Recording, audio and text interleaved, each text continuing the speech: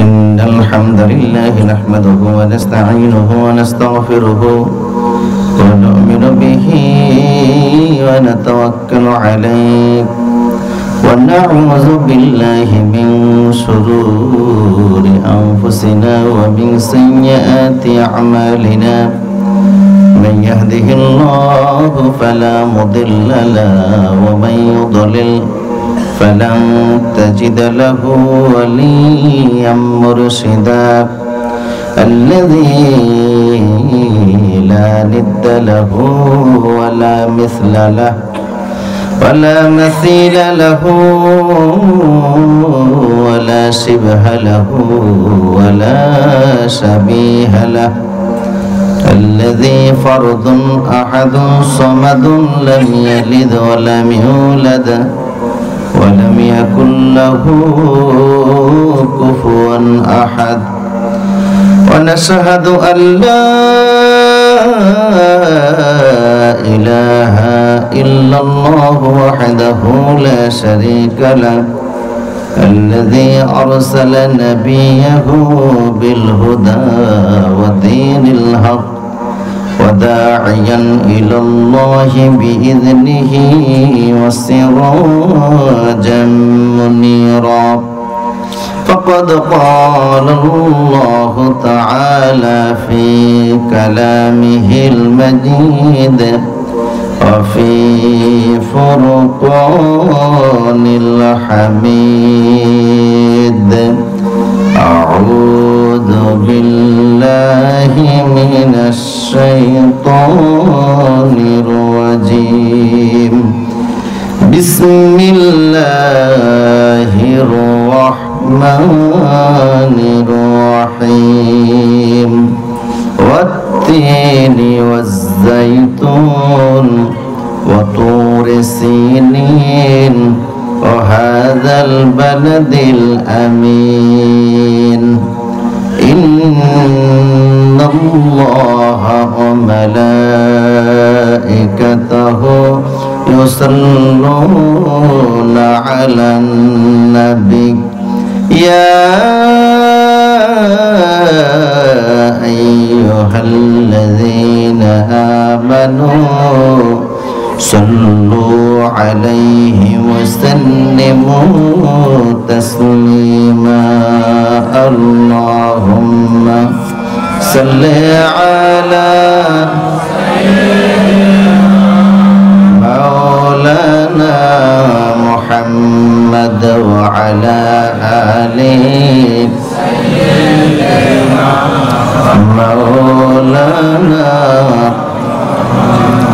শ্রাবণ দ্বারান প্লাবন নিবেল পৃথিবীর সকল দাহন আষাঢ়ে আষাঢ়ে বিজল মোরু সাহারা ফেল ছায়া তরু তুমি দিলে রহমের সব দ্বার খুলে কেমনে তোমায় রই ভুলি আল্লাহুম্মা সাল্লি আলা মাওলানা মুহাম্মদ ওয়া আলা আলি মাওলানা ও মদিনার বুলবুলি কেমনে তোমায় রই ভুলি ও মদিনার বুলবুলি কেমনে তোমায় রই ভুলি দিন কাটে আর রাত কাটে তোর বেদনার ফুল তুলি ও মদিনার বুলবুলি আল্লাহুম্মা সাল্লি আলা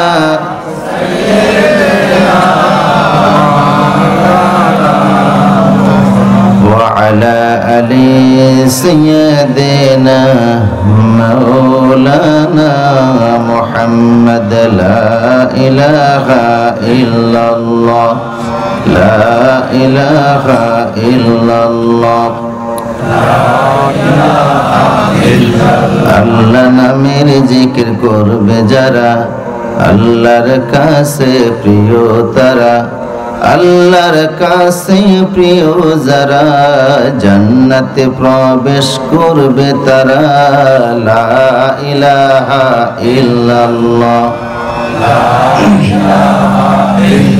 লা ইলাহা ইল্লাল্লাহ মুহাম্মাদুর রাসূলুল্লাহ সাল্লাল্লাহু আলাইহি ওয়াসাল্লাম। বিসমিল্লাহির রহমানির রহিম।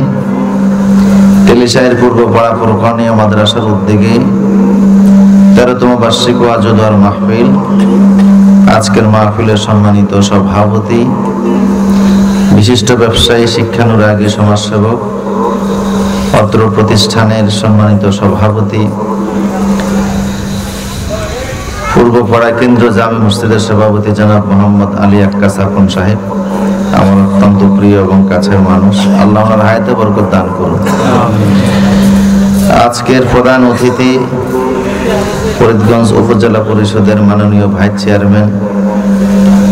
অনেক আগ থেকে ভাইজানের সাথে আমার একটা সম্পর্ক এবং পরিচয় আছে।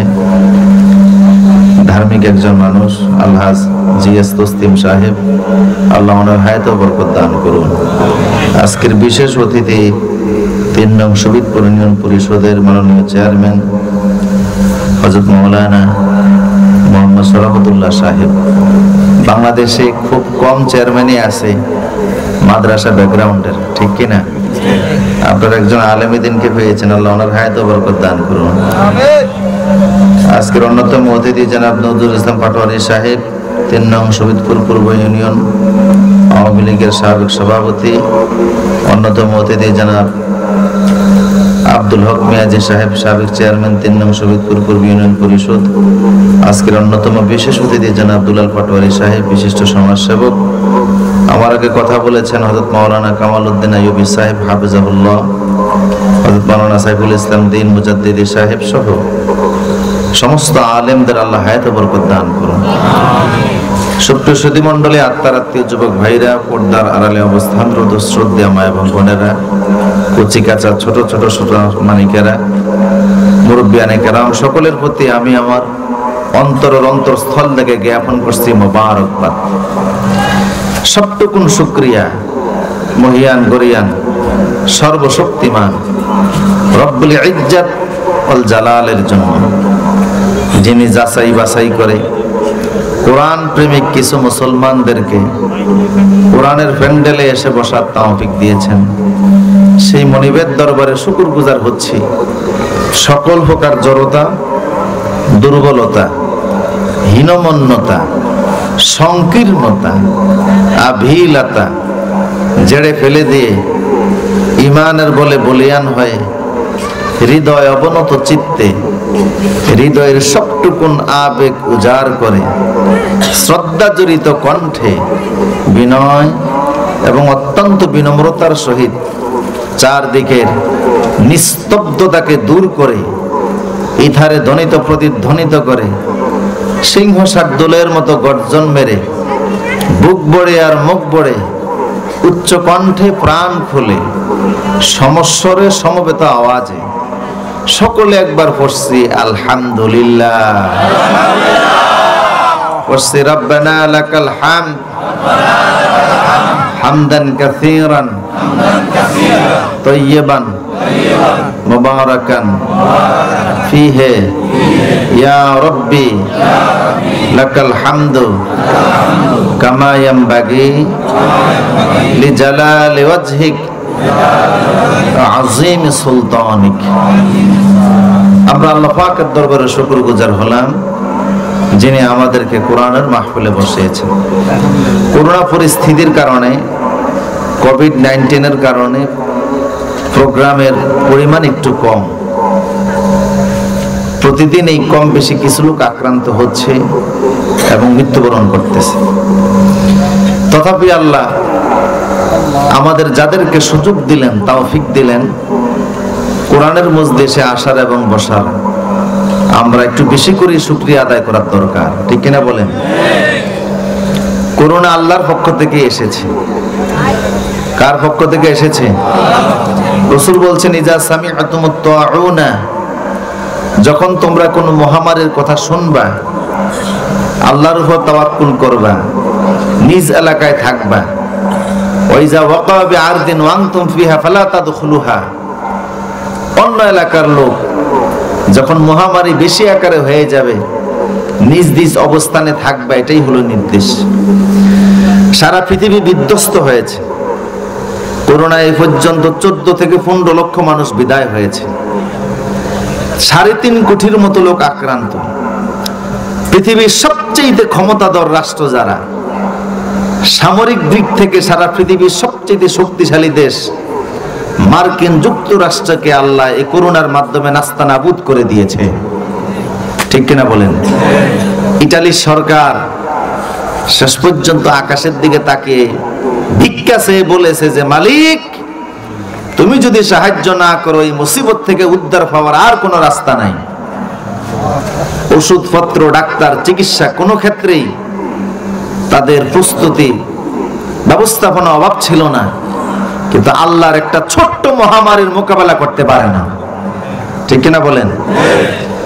এই জন্য আল্লাহ যেহেতু আমাদেরকে সুস্থ রেখেছেন, ভালো রেখেছেন, এখনো আমরা বেঁচে আছি, বেশি করে শুকরিয়া আদায় করার দরকার আছে না নাই? এই জন্য আমরা আবারও ঘুরছি আলহামদুলিল্লাহ। আপনারা মনে হয় আজকে মাহফিলে আসতে পেরে খুব কষ্টে আছেন। সবাই খুশি তো? যারা যারা খুশি আছেন মেহেরবানি করে সামনের দিকে আসেন, আর যাদের মনে কষ্ট আছে এখনো জায়গায় বসে থাকেন। শীত একটু কম, কারণ আপনি জায়গা ছেড়ে দিলে যে পরবর্তী যেটা ধরবেন এটা যে খুব ঠান্ডা তা না। এই জন্য পিছনের ভাইরা যারা আছেন মেহেরবানি করে সামনে আসুন, ফাঁকা জায়গাগুলি পুরা করে বসুন, ডানে বামে তাকিয়ে বসে যান। অতিথিরা এসেছেন, ওনারা অনেক ব্যস্ত, অনেক প্রোগ্রাম থাকে, ওনাদেরকে বিদায় দিচ্ছি, আপনারা থাকেন।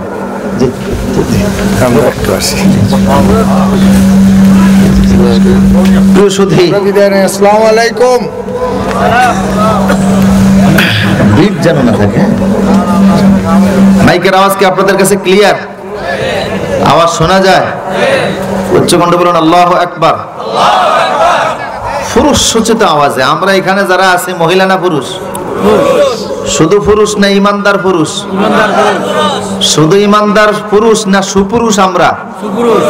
তাহলে ইমানদার সুপুরুষের আওয়াজ হবে তেজদীপ্ত, ইধারে ধ্বনিত প্রতিধ্বনিত করে সর্বত্র আমরা আমাদের কণ্ঠের আওয়াজকে চালিয়ে দিতে চাই, জানিয়ে দিতে চাই, গোটা জমিনকে প্রকম্পিত করে দিতে চাই। কণ্ঠের সমস্ত শক্তি গলার কাছে জমা করে উচ্চ কণ্ঠে বলুন তো আল্লাহু আকবার। এখন বোঝা যায় কিছু মানুষ মাহফিলে আছে। আচ্ছা, প্রিয় সুধী, লম্বা চূড়া কথা বলার ইচ্ছা নাই। অল্প সময় আমরা আজকে বেশি কথা শুনবো, পারবো না ইনশাল্লাহ? সময় নিব কম, কথা শুনবো বেশি। কোরআনের মাহফিলে যারা বসেছেন আজকে, তারা 3টা ফজিলত অর্জন করেছেন। 1, নিয়ত যদি সহি থাকে, বসার সাথে সাথে আপনার যাবতীয় গুনাহ মাফ হয়ে গেছে। আজকের মাহফিলে সমস্ত মাখলুকাত খুশি হয়ে গেছে, ফেরেশতা খুশি হয়ে গেছে, আরশের মালিক আল্লাহ খুশি হয়ে গিয়েছেন। 3, জান্নাতের রাস্তা আপনাদের জন্য ওপেন হয়ে গেছে। শেষ পর্যন্ত থেকে আখেরি মোনাজাত দিয়ে বেহেশতি আল্লাহওয়ালা হয়ে আমরা এই 3টি ফজিলত সাথে নিয়ে যেতে রাজি আছি তো ইনশাআল্লাহ? কে কে রাজি নাই হাত তুলে দেখাই। 13 মিটার চাপ দিছি। কিরে ভাই, তোমার এটা মাথা ঘুরে কা? আমার দিকে তাকান। মাহফিলে বসলে তো কিছু তাল ঠিক রাখা লাগবে, কেমন? তাল যদি ঠিক না থাকে, বেতাল হয়ে যায়, তাহলে তো সমস্যা আছে। প্রিয় সুধী, আমরা আজকে কম সময়ে বেশি কথা শুনবো, কেমন? আপনাদের সামনে আমি কোরআনে কারিম থেকে সূরা 3 থেকে তেলাওয়াত করেছি। এই সূরাটি আমাদের সকলেরই কম বেশি জানা আছে, জানা আছে না? ক্রমিক নাম্বার অনুযায়ী কোরআনে কারিমের 95 নাম্বার সূরা। আল্লাহর কোরআনে 114টা সূরা আছে। আজকে আমরা যেই সূরা থেকে আলোচনা শুনবো সেই সূরার নাম কি? সূরা 3। ক্রমিক নাম্বার অনুযায়ী কোরআনে কারিমের 95 নাম্বার সূরা। এর আয়াত সংখ্যা হচ্ছে 8। হিজরতের পূর্বে নাজিল হয়েছে, এই জন্য সূরাটি মাক্কি। আমি কি আপনাদেরকে কথাটা বুঝাতে পেরেছি? যে সূরার আজকে আমরা তাফসীর শুনবো সেই সূরার নাম কি? সূরাতুত তিন। মক্কায় নাজিল হয়েছে যে না মদিনায়? মক্কায়। আয়াত সংখ্যা 8। ক্রমিক নাম্বার অনুযায়ী কোরআনের কত নাম্বার সূরা? 95 নাম্বার সূরা। আলহামদুলিল্লাহ। এই সূরার প্রেক্ষাপটটা বড় চমৎকার। তবে যেহেতু আমি মূল কথা বুঝাবো, এই জন্য প্রেক্ষাপটে বেশি যাব না, এতটুকুন বলছি। বারা ইবনে আযিব রাদিয়াল্লাহু তাআলা আনহু একজন সাহাবী বলছেন, বিশ্বনবী এই সূরাটিকে এশার নামাজের সময় তেলাওয়াত করতেন। এশার সালাতে রাসূলুল্লাহ এই সূরাটি তেলাওয়াত করতেন। গুরুত্বপূর্ণ একটি সূরা। এই সূরার শুরুতে আল্লাহ পাক 4টা জিনিসের কসম খেয়েছেন। কয়টা জিনিসের? 4টা জিনিসের কসম আল্লাহ খেয়েছেন। প্রথম আল্লাহ যে জিনিসের কসম খেলেন সেটা হলো তিন। তিনের কসম। তিন কাকে বলে? তিন মানে ডুমুর। তবে আমাদের বাংলাদেশে যেই ডুমুর পাওয়া যায় সেটা না। বাংলাদেশের ডুমুর আর আরব দেশের ডুমুরের ভিতরে পার্থক্য আছে। তিনের আল্লাহ কসম খেলেন কেন? এই সূরার শুরুতে আল্লাহ দুটি ফল আর দুটি স্থানের কসম খেয়েছেন। প্রথম দুটি হচ্ছে ফল, একটা তিন, একটা জাইতুন। বুঝতেছেন কথা? তিনের কসম আল্লাহ কেন খেলেন? মুফাসসিররা তার জবাব দিয়েছেন। সাইয়েদনা আদম আলাইহিস সালামকে আল্লাহ যখন জান্নাতে তৈরি করলেন, কতটুকুন লম্বা করে? আদমকে আল্লাহ 120 হাত লম্বা বানালেন। সুবহানাল্লাহ বলতে ইচ্ছে করে না? খালাকাল্লাহু আদম আলা সূরাতিহি ওয়া তাউলহু 60 জিরাআন ফালাম্মা খালাকাহু ক্বালা ইযহাব ফাসাল্লিম আলা উলাইকা নাফার ইলা আখিরিল হাদিস। আদম নবী 120 হাত লম্বা ছিলেন। আমাদের বাবা কত হাত লম্বা ছিলেন? 120 হাত। এত লম্বা মানুষ বর্তমানে আছে? স্বয়ং আদম নবীও যদি আইসা এখানে সন্তানদের সামনে দাঁড়ায় কথা বলার জন্য, মোবাইল ছাড়া কথা বলা যাইবে? মোবাইলেও নেটওয়ার্ক থাকে কিনা আল্লাহ জানে ভালো জানে। কি লম্বা মানুষ! মালয়েশিয়াতে আমি বুলু বিচার দ্বীপে একজন লোকের কবর জিয়ারত করেছিলাম, প্রায় 40 হাত লম্বা। সে যুগের মানুষগুলি এমন লম্বা ছিলেন। আদম আলাইহিস সালামের প্রথম ছেলে হাবিলের কবরটা সিরিয়ার জাবালে আসওয়াদ পাহাড়ে এখনো আছে, 142 হাত লম্বা। রাসূল বলেছেন, ফালাম ইয়াজিল খালকু ইয়ানকুসু বা'দাহু হাত্তাল আন মুত্তাফাকুন আলাইহি। আদম থেকে মানুষ আস্তে আস্তে ক্রমান্বয়ে সাইজ ছোট হচ্ছে। ক্রমান্বয়ে সাইজ কি হচ্ছে? ছোট হচ্ছে। সামনে কোন সাইজ আছে আল্লাহ জানে ভালো জানে।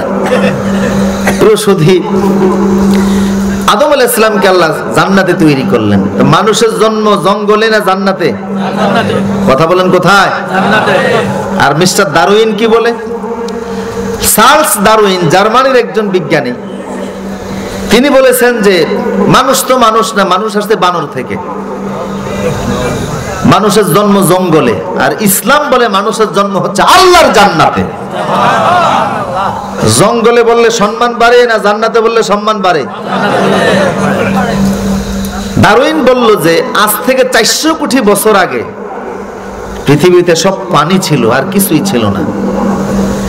সেই পানির ভিতরে তৈরি হয়ে গেল শ্যাওলা, সেই শ্যাওলা থেকে হয়ে গেল কীট, সেই কীট থেকে তৈরি হলো বানর, সেই কীট থেকে তৈরি হলো ব্যাঙ, সেই ব্যাঙ থেকে হয়ে গেল বানর। আজ থেকে 27 কোটি বছর পূর্বে সেই বানর থেকে, সেই বানরের বয়স যখন 27 কোটি বছর হলো, তখন বানরের লেজ কেটে আজ থেকে 2 কোটি বছর পূর্ব হয়ে গেছে মানুষ। নাউজুবিল্লাহ। পানি থেকে শ্যাওলা, শ্যাওলা থেকে কীট, কীট থেকে ব্যাঙ, ব্যাঙ থেকে 27 কোটি বছর আগে বানর, বানর থেকে 2 কোটি বছর আগে মানুষ। কয় বোতল খাইয়া যে এই কথা লেখছে আল্লাহ ভালো জানে। কথা বলেন ঠিক কিনা? ইসলাম বলেছে, কোরআন বলেছে যে মানুষ বানর থেকে আসে নাই, মানুষ আসছে আল্লাহর জান্নাত থেকে। কথা বলেন ঠিক কিনা? ওয়ালাকাদ কাররামনা বানি আদম, বনি আদমকে আল্লাহ সবচেয়ে বেশি সম্মান দিয়েছেন। এই থিওরি যখন স্কুল কলেজ ইউনিভার্সিটিতে পড়ায়, ছেলেরা দেখে আগে ভালোই থাকে, মাধ্যমিক স্কুলে যখন পড়ে, যেই না কলেজ ইউনিভার্সিটিতে গেল, বিজ্ঞানের 2-4 পাতা পড়ে চিন্তা করে, হায় রে আমরা তো মানুষটা বানরের জাত। তখন চিন্তা করে ইসলাম নামাজ রোজা পড়ে আল্লাহ কি কতক্ষণ বানরের মতো বান্দরামি করি। তখন যত মিথ্যা গীবত শাকায়াত চুরি ডাকাতি সন্ত্রাসী মাস্তানি টেন্ডারবাজি যা কিছু আছে সমস্ত অপরাধের সাথে জড়িত হয়ে যায়। কথা বলেন ঠিক কি না? কিন্তু যদি সে জানতো যে আমি তো মুসলিম, আমি মানুষ, আমার জন্ম জঙ্গলে হয় নাই, আমার জন্ম হয়েছে আল্লাহর জান্নাতে, তখন সে জান্নাতে যাওয়ার জন্য যে আমল করার দরকার সে আমল করত। কথা বলেন ঠিক কি না? তা আদম আলাইহিস সালামের জন্ম কোথায় হয়েছে? জান্নাতে। আল্লাহ সুবহান জান্নাতের ভিতরে সাইয়েদনা আদমকে তৈরি করার পরে ওনার স্ত্রী হাওয়া আলাইহিস সালামকে আল্লাহ ওনার একটা হাড় থেকে তৈরি করলেন। অনেক লম্বা কথা সংক্ষেপ করে দিচ্ছি। দুইজন জান্নাতের ভিতরে আছে। আল্লাহ বললেন জান্নাতের ভিতরে যা আছে তোমরা তা খাও। ইয়া আদম উসকুন আনতা ওয়া যাওজুকাল জান্নাহ ওয়া কুলা মিনহা রাগাদান হাইসু শি'তুমা। ও আদম হাওয়া, জান্নাতে যা আছে তা তোমরা খাও, যেখানে খুশি সেখানে যাও, খাওয়ার ব্যাপারে কোনো রেস্ট্রিকশন নাই। বেশি খাওয়ার জায়গা হলো জান্নাত, কম খাওয়ার জায়গা হলো দুনিয়া। কথা বলেন ঠিক কিনা? তাই আদমকে বললেন যা খুশি তা খাও। বেশি খাওয়ার জায়গা কোনটা? কম খাওয়ার জায়গা দুনিয়া।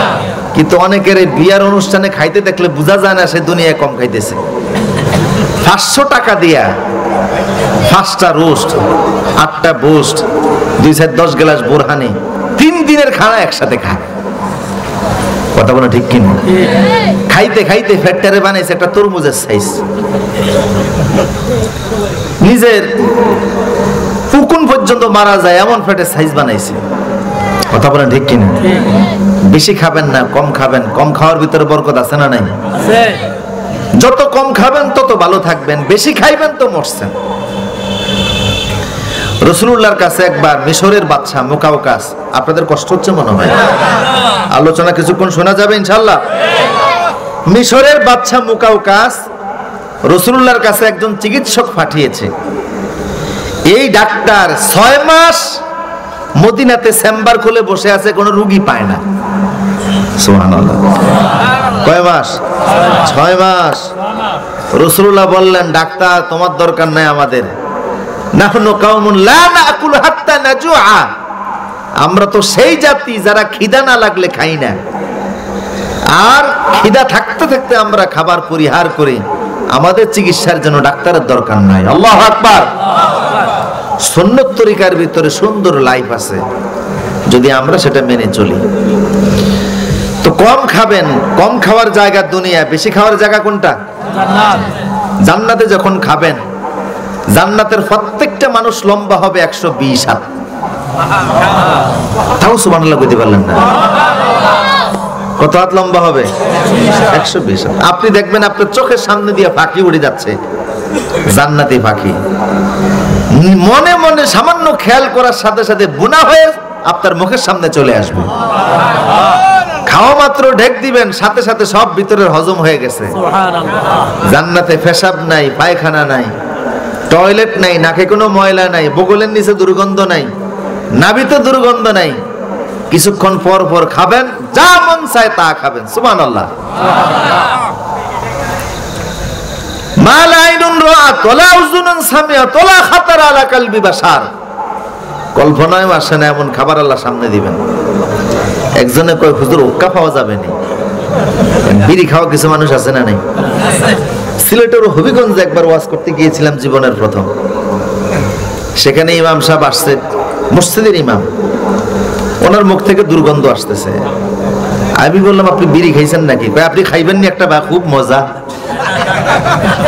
বললাম ইমাম সাহেব বিড়ি খেয়ে আসছেন, আমার দেশে ইমাম তো দূরের কথা, মসজিদে দারু তো বিড়ি খাওয়া লোক রাখে না। কথা বলেন ঠিক কিনা? তো যাই হোক, তবে সিলেটের প্রতি আল্লাহর রহমত বরকত অনেক গুণে বেশি। শাহজালালের দেশ, মানুষগুলি সাদা মনের মানুষ বেশি। আলহামদুলিল্লাহ বলেন। জান্নাতি খাবার আল্লাহর নেয়ামত, চিন্তাও করেন না এমন খাবার আল্লাহ আপনার সামনে দিবেন, মনেও আসে না এমন খাবার জান্নাতে থাকবে।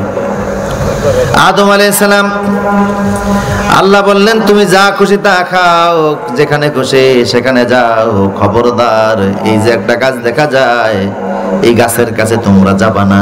নিষেধ করে দিলেন কে? আল্লাহ। আদম জান্নাতে আছেন 120 বছর আদম নবী জান্নাতে ছিলেন। কত বছর? 120 বছর জান্নাতে। শয়তানের প্ররোচনায় পড়ে হাওয়া আলাইহিস সালাম আদমকে বলল চলো আমরা ওই গাছের ফল খাই। আদম বলল আল্লাহ নিষেধ করেছে, ওই গাছের কাছে যাওয়া যাবে না। হাওয়া বলল তোমারে যাইতে কইছেটা কে?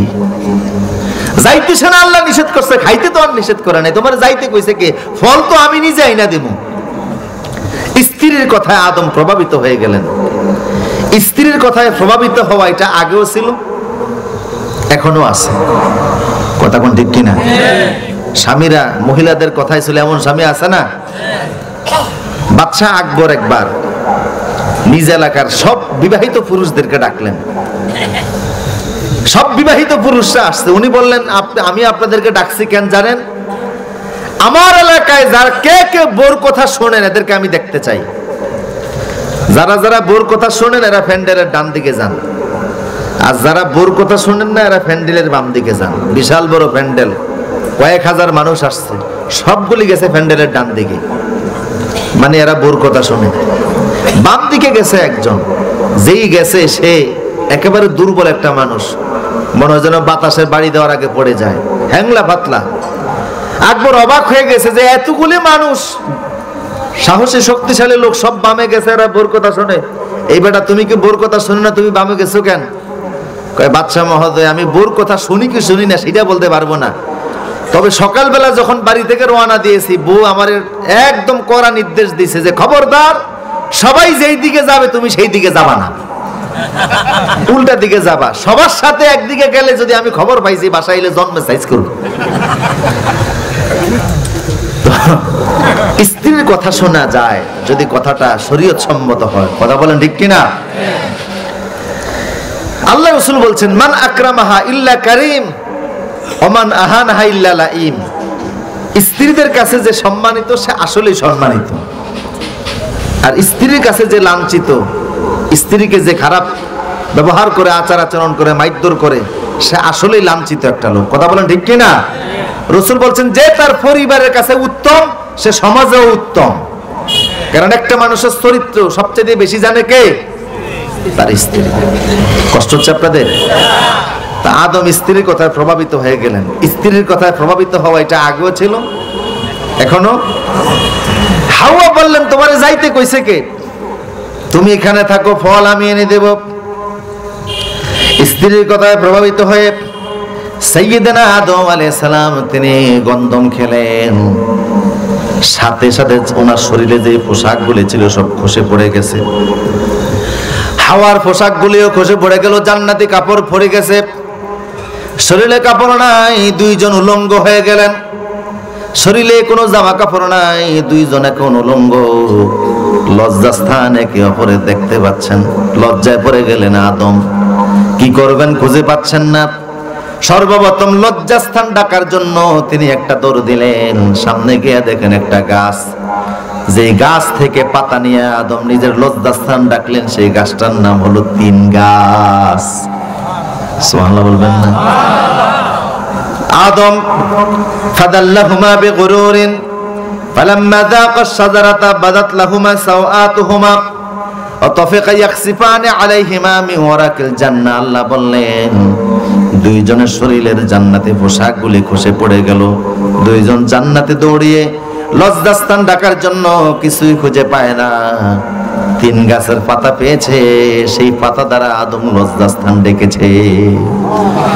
বুঝা গেল শয়তানের প্রথম চক্রান্ত হলো মানুষকে উলঙ্গ করা। কথা কয় না কেন? শয়তানের প্রথম চক্রান্ত কি? মানুষকে বাবার উলঙ্গ করছে না, চক্রান্ত করে সে করেছে। রাসূল বলেছেন নিসফানে লাম আরাহুমা, এমন দুটি দল কিয়ামতের আগে পৃথিবীতে আসবে যাদেরকে আমি দেখি নাই, তবে তারা আসবে। এরা নিশ্চিত জাহান্নামী, কোনো সন্দেহ নাই। তার ভিতরে একদল হলো যাদের হাতের ভিতরে গরুর লেজের মতো লাঠি থাকবে, এরা এই লাঠি দ্বারা মানুষকে পিটাবে, এরা নিশ্চিত জাহান্নামী। আরেক দল হলো ওই নারী কাসিয়াতুন আরিয়াতুন মুমিলাতুন মাইলাত, যারা পোশাক পরা উলঙ্গ নারী, এমন পোশাক পরছে পাতলা পোশাক, যেই পোশাকের বাহিরের দিক দিয়ে শরীরের গুরুত্বপূর্ণ অঙ্গগুলি দেখা যায়। এমন পোশাক পরা নারী আছে না নাই? অথবা এমন টাইট ফিট পোশাক পরছে, যে টাইট পোশাকের কারণে গুরুত্বপূর্ণ অঙ্গগুলি তার ভেসে উঠেছে। এই পোশাক পরা নারীদেরকে রাসূলুল্লাহ বলছেন, আমার যুগে এমন নারী, এমন বেহায়া নারী আমি দেখি নাই। কিয়ামতের আগে এরা পৃথিবীতে আসবে, এরা নিশ্চিত জাহান্নামী। আপনার ঘরে যদি এমন নারী থাকে, আপনি হয়তো এমন নারীর বাবা, না হয় ভাই, না হয় স্বামী, এই জাহান্নামীকে নিয়ে আপনি বসবাস করতেছেন। ইসলাম পোশাকের ব্যাপারে কাউকে ছাড় দেয় নাই। পোশাকের স্বাধীনতা বলতে তার ইজ্জত আপনি ঢেকে রাখতে হবে। কথা বলেন ঠিক কি না? যা খুশি তা পরা যাবে না। তো শয়তানের প্রথম চক্রান্ত কি? বাবা আদম লজ্জা স্থান ডাকলেন যেই গাছের পাতা দিয়ে, সেই গাছটার নাম কি? হাওয়া ডাকলেন যেই গাছের পাতা দিয়ে, সেই গাছটাও তিন গাছ। আল্লাহ বললেন আর জান্নাতে থাকতে পারবা না, এখন জান্নাত থেকে নামিয়ে দেওয়া হবে।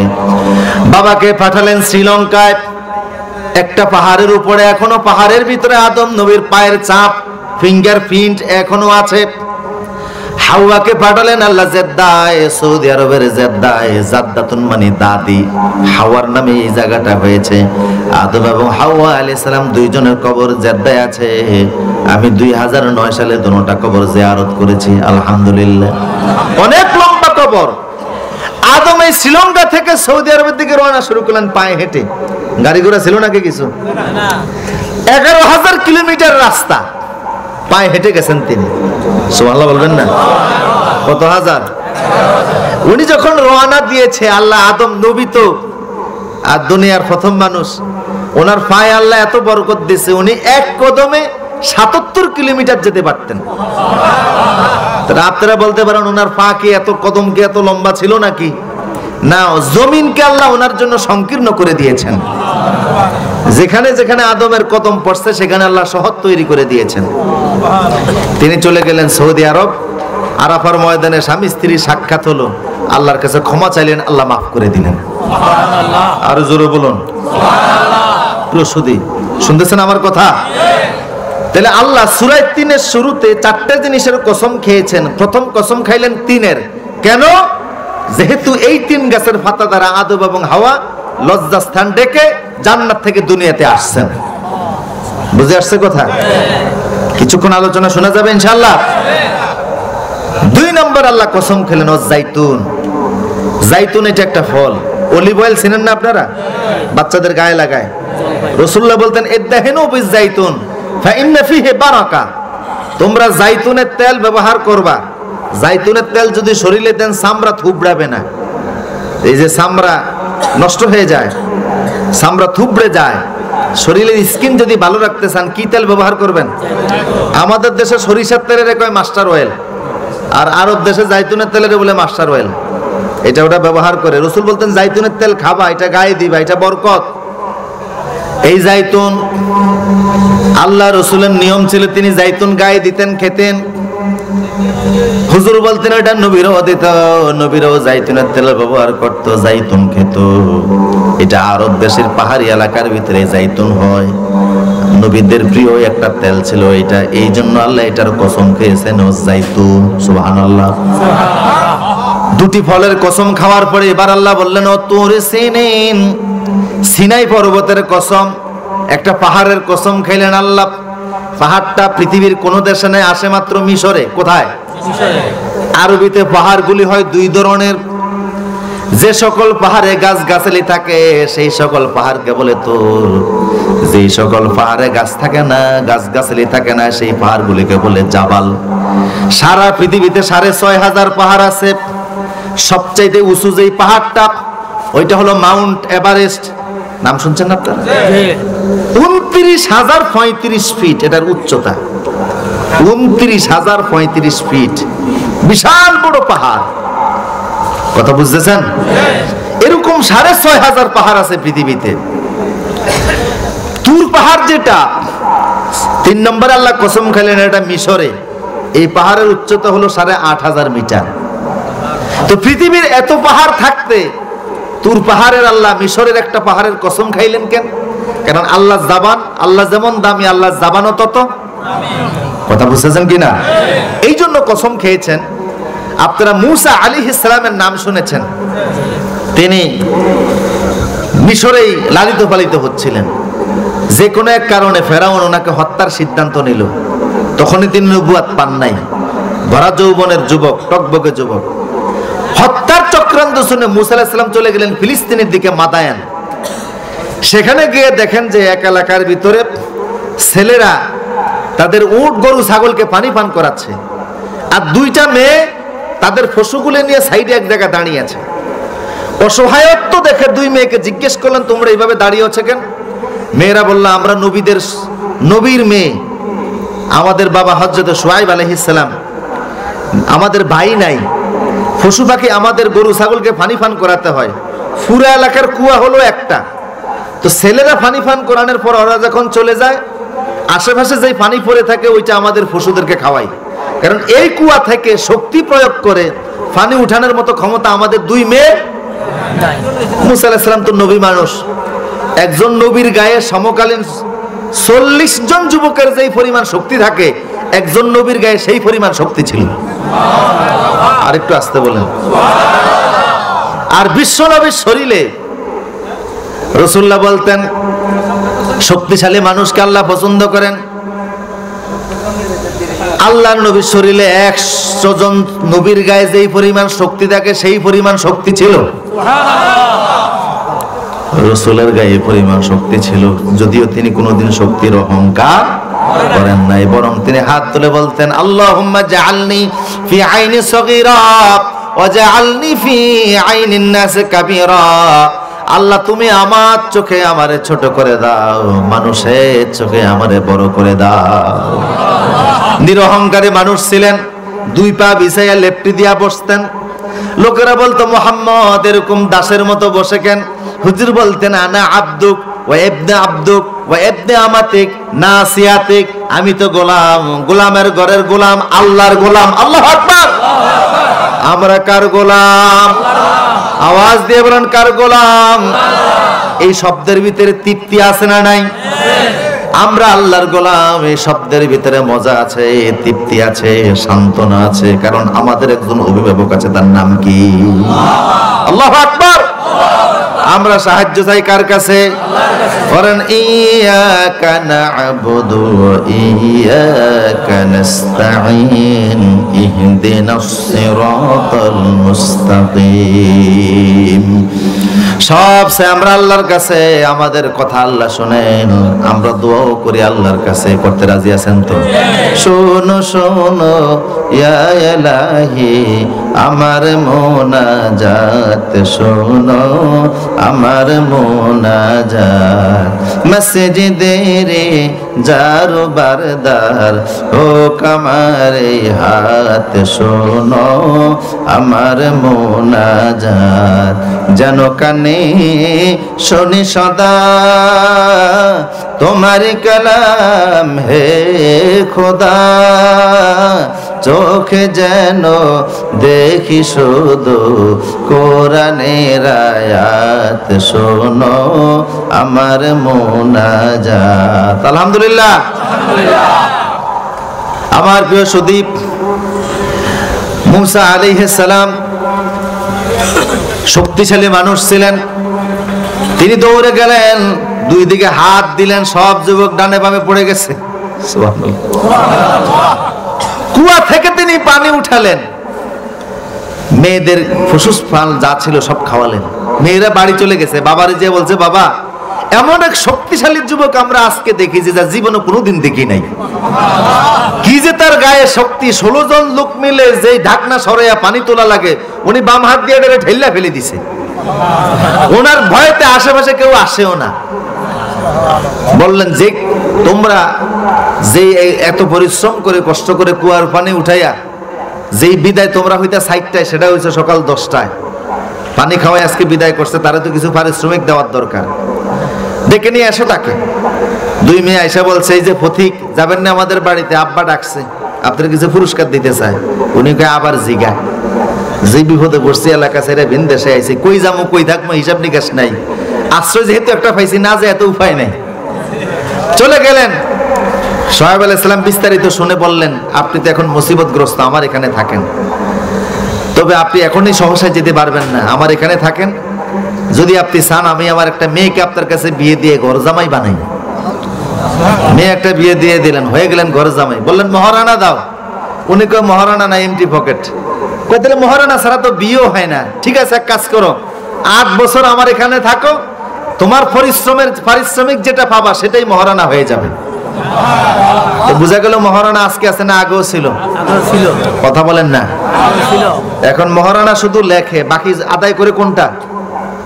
যৌতুক। কথা বলেন ঠিক কিনা? নগদে আদায় করে যৌতুক, লেখে শুধু মহারানা। 30 লাখ, 40 লাখ, 50 লাখ আদায় করা হয়। আদায়ের ঢং দেখেন।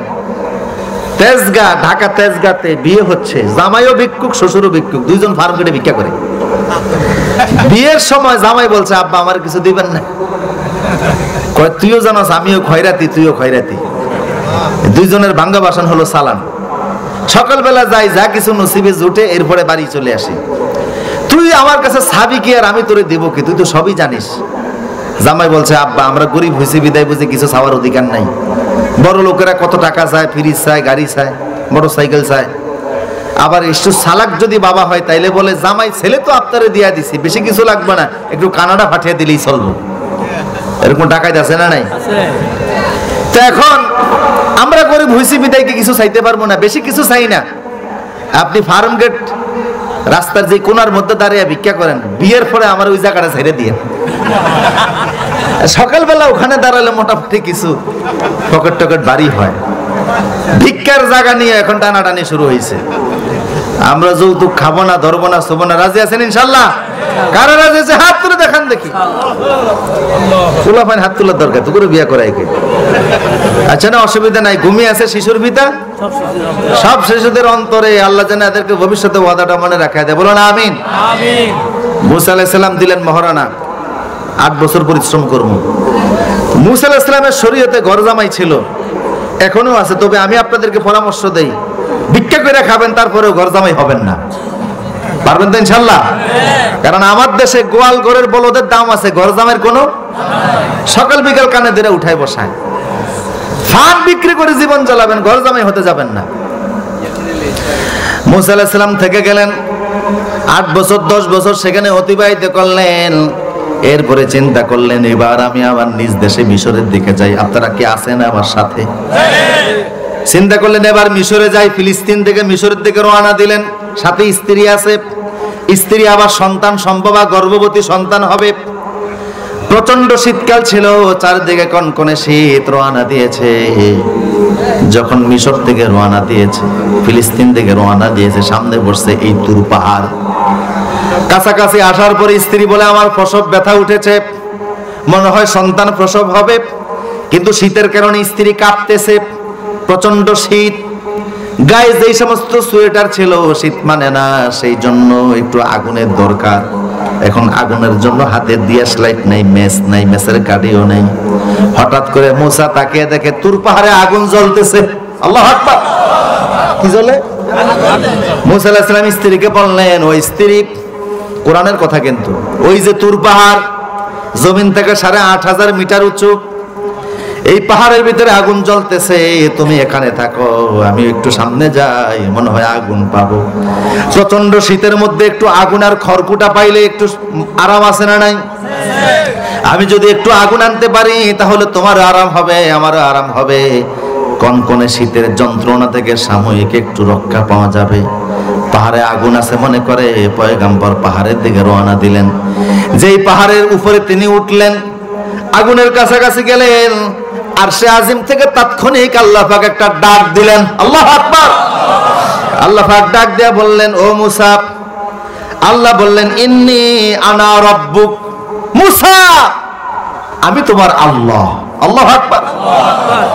ফাখলানা আলাইক। ফাইজে জুতা আছে, আগে জুতা খুলো। ইন্নাকা বিল ওয়াদিল মুকাদ্দাস তুয়া। তুমি একটি পবিত্র পাহাড়ের উপরে এখন অবস্থান করতেছো।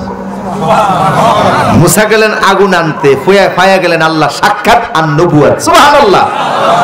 গেছে কি আনতে? আগুন আনতে। আগুন মানে পথের দিশা, আল্লাহ দিলেন ওনারা চূড়ান্ত দিশা।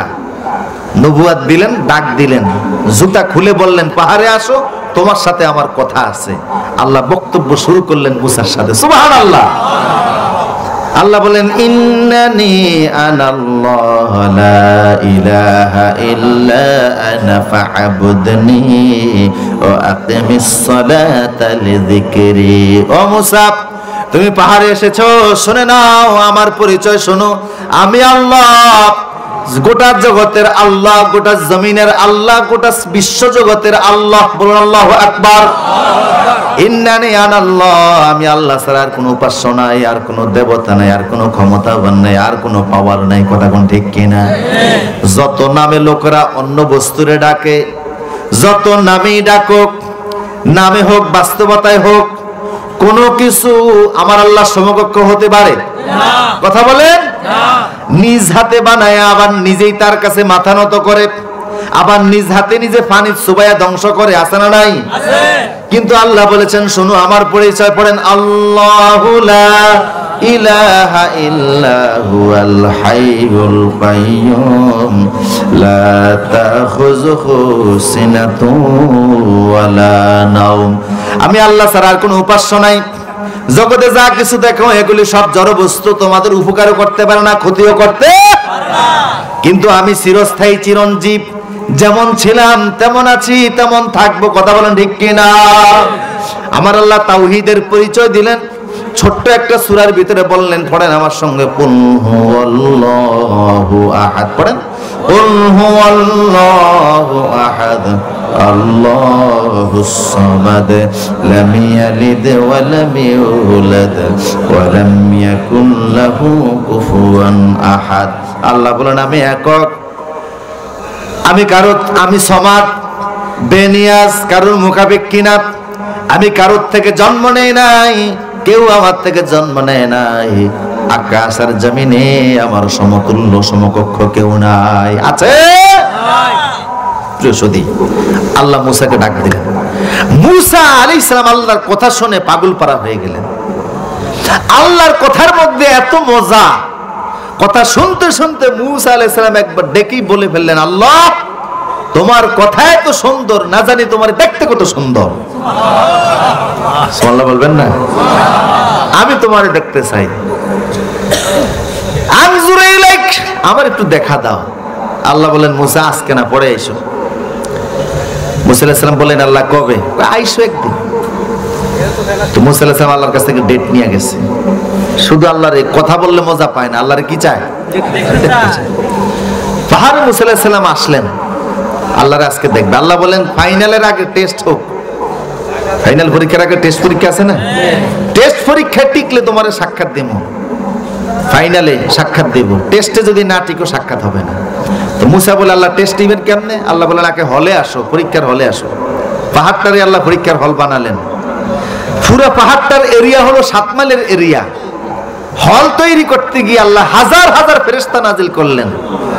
একজন ফেরেশতা সিনার সঙ্গে আরেকজন ফেরেশতা সিনা লাগায়া পুরো 7 মাইলের এরিয়া পাহাড়টাকে একোয়ার করে নিয়েছে।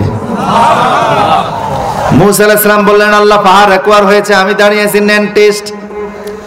টেস্ট এক্সাম নেন। আল্লাহ বললেন কিছু কাজ এখনো বাকি আছে, যেগুলো আমি করব। তুমি আমাকে দেখতে চাও, পরীক্ষায় পাস না করলে দেখতে পারবে না। এখানে কিছু কাজ এখনো বাকি আছে, প্রিভিয়াস ওয়ার্ক। 1 নাম্বার হলো পাহাড় একোয়ার করলাম। 2 নাম্বার তুমি আমারে দেখতে পাইলো, পাহাড়ের প্রাণীরা দেখতে পারবে না, ওদের সেই ক্ষমতা নাই। পাহাড়ে যত প্রাণী আছে আল্লাহ বললেন সব বের হয়ে যাও, মুসা আমারে দেখতে চায়। আল্লাহর আদেশ পাওয়ার মাত্র পাহাড়ের ভিতরে যত তেলাপোকা, উই পোকা, সার পোকা, পিঁপড়া, মশা, মাছি, বাঘ, সিংহ, সাপ, বিচ্ছু, সমস্ত পোকামাকড় যার যার ডিম আর বাচ্চা মুখে নিয়ে পাহাড় ছেড়ে দিয়ে তারা অন্যত্র চলে গেছে। তাফসীরে রুহুল মানির 14তম খণ্ডে এসেছে প্রতিটি মানুষের শরীরের ভিতরে 360 জন ফেরেশতা আছে। আল্লাহ মুসা নবীর শরীরের ফেরেশতাগুলি নিয়ে গেলেন, উনি একা হয়ে গেলেন। আল্লাহকে ডাক দিয়ে বলছে, আল্লাহ এবারে দেখা দেন। আল্লাহ বললেন, না, এখনো কিছু কাজ বাকি আছে। ফেরেশতার শক্তি চলে গেছে, একটু দুর্বল হয়ে গেলেন। এবার আল্লাহ বললেন, ও মুসা, পাহাড়ের ভিতরে শয়তান আছে, ওরেও বের কর। মুসা কয়, শয়তান তুই আসছিস কেন? কয়, আপনি আল্লাহরে দেখবেন চাইছিলাম, সুযোগে একটু আমিও দেখতে। আল্লাহ বললেন, না, শয়তান রে বের করে দে। শয়তান আছে না নাই? কথা বলেন, আছে না নাই? আমাদের শত্রু না বন্ধু? আমার প্রিয় শুধু শয়তান বের হয়ে গেল। এবার মুসা আলাইহিস সালাম ময়দানে দাঁড়িয়ে আছে, আল্লাহরে বলছে, আল্লাহ এবার দেখা দেন। আল্লাহ বললেন, না, আর একটু কাজ আছে। কি কাজ বাকি আছে? ও মুসা, ময়দানের ভিতরে জিব্রাইল দাঁড়িয়ে আছে, তারেও বের করে দাও। জিব্রাইল বলছে, আল্লাহ কত নবীদের কাছে ওহী নিয়ে আসলাম, কোনদিন আপনারে দেখতে পাই নাই। আজকে মুসা নবী আপনারে দেখবে, ওনার সঙ্গে আমার একটু দেখার সুযোগ করে দেন। আল্লাহ বললেন, না রে জিব্রাইল, তুমি আমার নূরের হিট সহ্য করতে পারবে না। জিব্রাইল বলল, আল্লাহ দেখা যদি অন্তত নাই দেন, তাহলে অন্তত পাহাড়টার মধ্যে দাঁড়িয়ে থাকার অনুমতি দেন। আমি দেখবো না, পাহাড়ে একটু থাকি। আল্লাহ বললেন, পাহাড়ে যদি থাকতেই চাও, তিনটি শর্ত আছে। শুনতেছেন কথা? এক নম্বর, তোমার শ্রবণ শক্তি আমি আল্লাহ নিয়ে গেলাম। দুই নম্বর, তোমার দৃষ্টি শক্তি নিয়ে গেলাম। তিন নম্বর, তোমার অনুভূতি শক্তিটাকেও নিয়ে গেলাম। জিব্রাইল বলল, আল্লাহ নিলে তো সবই নিয়ে গেছেন, তো আমার দাঁড় করে রাখছেন কি করতে? দেখা দিবেন না, ওইটাই ভালো কথা। জিব্রাইলকে আল্লাহ একটা পাথরের মতো বানিয়ে দিয়েছে। আল্লাহু আকবার। মুসা নবীকে আল্লাহ এবার দেখা দেন। আল্লাহ বলেন, তুমি রেডি? পাহাড়ে দাঁড়িয়ে কিন্তু মুসা কারে দেখতে চায়? এখন কি ফাইনাল না টেস্ট? টেস্ট চলছে। দাঁড়িয়ে থাকো। হঠাৎ করে মুসা আলাইহিস সালাম দেখে এমন এক আওয়াজ হয়েছে, আওয়াজের সাথে সাথে পুরো ময়দানটা অন্ধকার হয়ে গেছে, গুটগুটে অন্ধকার। উনি বলেছেন যে আমি হাত খুলে দেখে হাতের পশমও দেখা যায় না। ভীত সন্ত্রস্ত হয়ে বললেন মুসা। কিছুক্ষণ পরে আবার এমন একটা আওয়াজ হলো যে আওয়াজে গোটা ময়দান আলোকিত হয়ে গিয়েছে। পয়গম্বর মুসা বলে, সে আলোর ভিতর দিয়ে আমি উপরের দিকে তাকিয়ে দেখি আমার আল্লাহর আকাশ দেখা যায়, আকাশের ফেরেশতাদেরকেও দেখা যায়। আমি ফেরেশতাদের সরদার মালিককে বললাম, ও মালিক, আমি আমার আল্লাহরে দেখার জন্য আবেদন করেছি, আমার আল্লাহ আমার দরখাস্ত কবুল করেছেন, এখন আমার ভয় লাগতেছে। মালিক বলল, মুসা, ইতিপূর্বে দুনিয়ার কোন নবী আল্লাহকে দেখার জন্য আবেদন করে নাই, আপনি সর্বপ্রথম আবেদন করেছেন। জানি না আজকে কি হয়। আমরা ফেরেশতারা বড় ভয়ের মধ্যে আছি, ধৈর্য ধরে ব্যালেন্স নিয়ে দাঁড়িয়ে থাকেন, দেখেন না কি হয়। মুসা বলে, এইভাবে আমি 7 আকাশ পর্যন্ত দেখতে পাইলাম। আল্লাহু আকবার। এর উপরে দেখি সিদরাতুল মুনতাহা, তার উপরে লা জামান লা মাকান, এর উপরে আল্লাহ পাকের 70,000 নূরের পর্দা। প্রথম পর্দা দেখা যায়। আল্লাহ বললেন, মুসা তুমি রেডি? উনি বললেন, হ্যাঁ রেডি আছি। আল্লাহ পাক 70,000 নূরের পর্দা সবগুলি বাদ দিয়া আকাশের কাছাকাছি যেই পর্দাটা, ওইটাকে একটু ওপেন করলেন। মুফাসসিররা বলেছেন, এই দুই আঙ্গুলকে একত্রিত করলে মাঝখানে যে ফাঁক হয়, এতটুকু আল্লাহ ওপেন করলেন।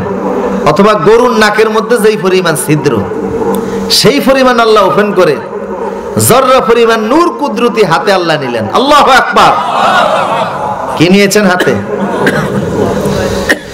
জররা কাকে বলে? কাপড় ধৌত করার পরে পানিতে নিংড়ায়া এরকম ঝাড়া দিলে, কাপড় নিংড়ায়া ঝাড়া দিলে পানির যে রেণুগুলি বের হয় না, এটাকে বলে জররা। এই জররা পরিমাণ নূর মুসাকে টার্গেট করে টেস্ট পরীক্ষা হিসাবে আল্লাহ পাহাড়টার মধ্যে ছেড়ে দিলেন। আল্লাহু আকবার। তাফসীরে নুরুল কোরআনে এসেছে, সামান্য নূরের হিটে পাহাড়টা 3 টুকরা হয়েছে। এক টুকরা চলে গেছে জর্ডানে, আরেক টুকরা চলে গেছে লেবাননে, এক টুকরার মধ্যে মুসা নবী বেহুশ হয়ে পড়ে গেছে। 7 দিন মুসা নবীর হুঁশ নাই। কয়দিন? আল্লাহ তোমার লীলা খেলা কেউ বুঝে তো কেউ বুঝে না, তোমারই নূরে পাহাড় জলে মুসা নবী জ্বলে না রে মুসা জ্বলে না। আল্লাহু আকবার। ফালাম্মা তাজাল্লা রাব্বুহু লিল জাবাল জাআলাহু দাক্কা ওয়া খাররা মুসা সায়কা। সামান্য নূর পাহাড়ে পড়ল, মুসা বেহুশ হয়ে জমিনে পড়ে গেছে। 7 দিন পরে মুসা নবীর হুশ এসেছে। আল্লাহ বলেন, ও মুসা, টেস্ট পরীক্ষায় তো পাস করো নাই, এখন কি আমার দেখার আর ইচ্ছা আছে নাকি? উনি বললেন, আল্লাহ তওবা করলাম, জীবন আর আমাদের দেখার নাম নিতাম না। ফালাম্মা আফাকা ওয়ালা ইন্নী তুবতু ইলাইকা ওয়া আনা আউয়ালুল মুমিনিন। আল্লাহ তওবা করেছে, জীবন আর দেখার নাম নিব না, তবে জান্নাতে আল্লাহরে দেখার সুযোগ আছে না নাই? যেই পাহাড়ে দাঁড়িয়ে মুসা আল্লাহর সঙ্গে কথা বলেছেন, আল্লাহকে দেখার ইচ্ছা পোষণ করেছেন, সেই পাহাড়টার নামই হলো তুর পাহাড়। 3 নম্বরে আল্লাহ ওই পাহাড়টার কসম খেয়েছেন। বলুন আল্লাহু আকবার। তো সূরা 3 আল্লাহ কয়টা জিনিসের কসম খাইলেন? আপনাদের ঘুম আসতেছে মনে হয়? আর কিছুক্ষণ চলবে? থাকবেন তো ইনশাআল্লাহ? এই পাশে যেন আওয়াজ না আসে, বাম পাশে গুরুত্বপূর্ণ কথা আমার সামনে আছে, খুবই গুরুত্বপূর্ণ কথা। মেসেজ এখনো দেওয়া শুরু করি নাই, মাত্র প্রোগ্রাম গুছাচ্ছি। ফজর পর্যন্ত আলোচনা চললে থাকবেন তো ইনশাআল্লাহ? কে কে থাকবেন হাত তুলে দেখান। মাশাআল্লাহ। হ্যাঁ, চিন্তা করছেন হুজুর ফজর পর্যন্ত?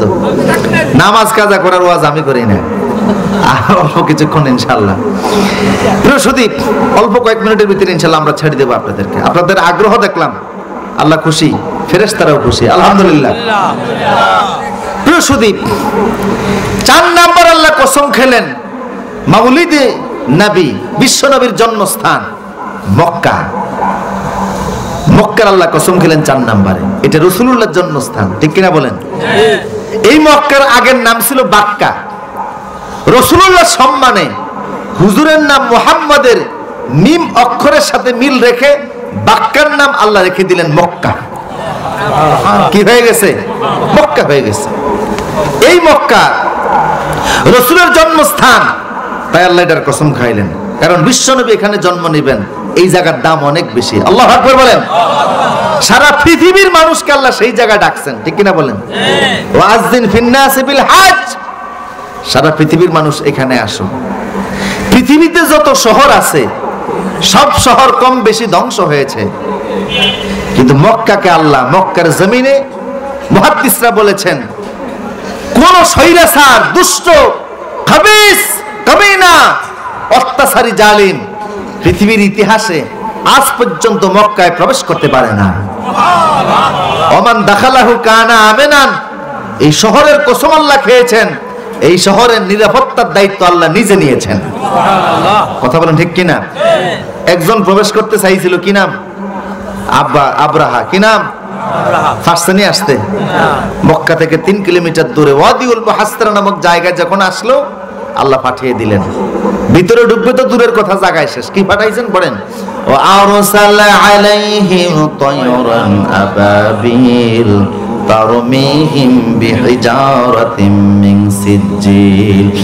আবার কাবা ভাঙতেলে, আবার কাবা ভাঙতেলে পাঠাও আবাবিল, দাও খোদা দাও আমায় আবার ওমর দারাজ দিল, দাও খোদা দাও আমায় আবার ওমর দারাজ দিল, দাও আলীর মতো বীর সেনানি, আলীর মতো বীর সেনানি জাগাতে নিখিল, দাও খোদা দাও আমায় আবার ওমর দারাজ দিল। বলুন আল্লাহু আকবার। আবাবিল আল্লাহ পাঠালেন। ফাঁকির নাম আবাবিল না, আবাবিল মানে মুস্তামিআত, ঝাঁকে ঝাঁকে আল্লাহ ফাঁকি পাঠালেন। যতগুলি লোক ছিল, সেনা সদস্য ছিল, ফাজআলাহুম কাআসফিম মাকুল, সামান্য অস্ত্র নিয়ে আসছে। পায়ে ছিল অস্ত্র, ঠোঁটে ছিল ডাইলের মতো অস্ত্র, ফেলে দিয়েছে। যার মাথার উপর পড়ছে, মাথা, পেট, শরীর নিয়ে হাতি, ঘোড়া যা ছিল, আকালহু দুধ, কোন ফোকা যদি গাছের পাতা খায়, পায়খানা দেখলে যেমন বোঝা যায় না এটা কোন গাছের পাতা খাইছে পোকাটি, এই ডাইল মার্কা বোমা পড়ার পরে এদেরকে আল্লাহ এমন ভাবে মাটির সাথে মিশিয়ে দিয়েছে, কোনটা মানুষ, কোনটা হাতি, কোনটা ঘোড়া কিছুই চিনা যায় না। আল্লাহু আকবার। হেফাজত করছেন কে? আল্লাহ। আল্লাহ কসম খাইলেন কয় জিনিসের? তিনের কসম, জাইতুনের কসম, তুর পাহাড়ের কসম, মক্কা রসুলের জন্মস্থানের কসম। দুটি ফল, দুটি স্থান, চারটা জিনিসের কসম খেয়েছেন আল্লাহ। এবার হলো জবাবে কসম। কসমের পরে আল্লাহ কি বলতে চাচ্ছেন, জবাব দিচ্ছেন, সেটা এবার শুনুন। আপনারা আছেন তো আমার সাথে? আল্লাহ বলছেন লাকাদ খালাকনাল ইনসানা ফি আহসানি তাকওয়িম। পড়েন, লাকাদ খালাকনাল ইনসানা ফি আহসানি তাকওয়িম। চারটা জিনিসের কসম খাওয়ার পরে এবার আল্লাহ বললেন লাকাদ, লামে তাকিদ, কাদ লিতাহকিক, গুরুত্ব সহকারে আল্লাহ বললেন অবশ্যই সুন্দর অবয়বে, সুন্দর গঠনে, সবচাইতে বড় সুন্দর করে আমি আল্লাহ মানুষ বানাইছি। আল্লাহু আকবার। মানুষের চাইতে সুন্দর আল্লাহ কিছু বানান নাই, মানুষের চাইতে প্রিয় আল্লাহ কিছু বানান নাই, মানুষের চাইতে সেরা কিছু জিনিস আল্লাহ বানান নাই। সুবহানাল্লাহ। আল্লাহর কাছে সবচেয়ে প্রিয় মাখলুকাত মানুষ, সেরা মাখলুকাত মানুষ, শ্রেষ্ঠ মাখলুকাত হলো কে? মানুষ। পৃথিবীর সব আল্লাহ বানিয়েছেন হুকুম দ্বারা। এই পাহাড় পর্বত যত প্রাণীকুল বানিয়েছেন আল্লাহ কোন শব্দ দ্বারা? ইন্নামা আমরুহু ইজা আরাদা শাইআন আইয়াকুলা লাহু কুন ফায়াকুন।